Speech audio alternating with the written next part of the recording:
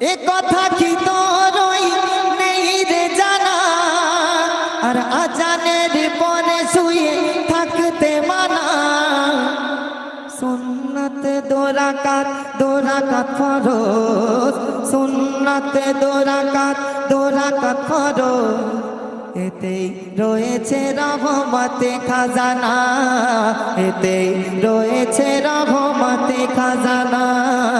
আয় চলে আয় ওরে আয় চলে আয়, যায় রে সময় তোর বৃথা বয়ে যায়।